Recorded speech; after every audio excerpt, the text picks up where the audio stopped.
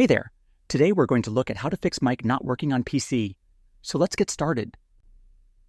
First, open your sound settings.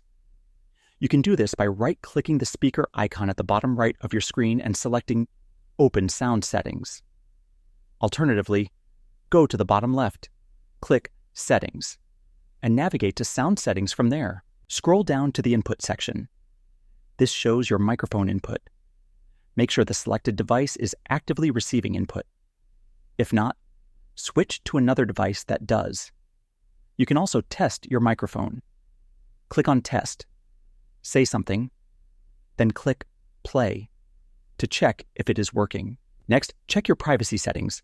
Go to Settings, then select Privacy.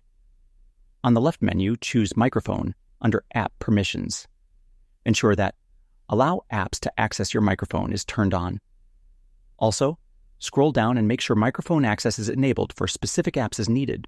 If none of these steps work, try using a different mic or test your current mic on another device. And that wraps it up. Appreciate you watching. See you in the next one.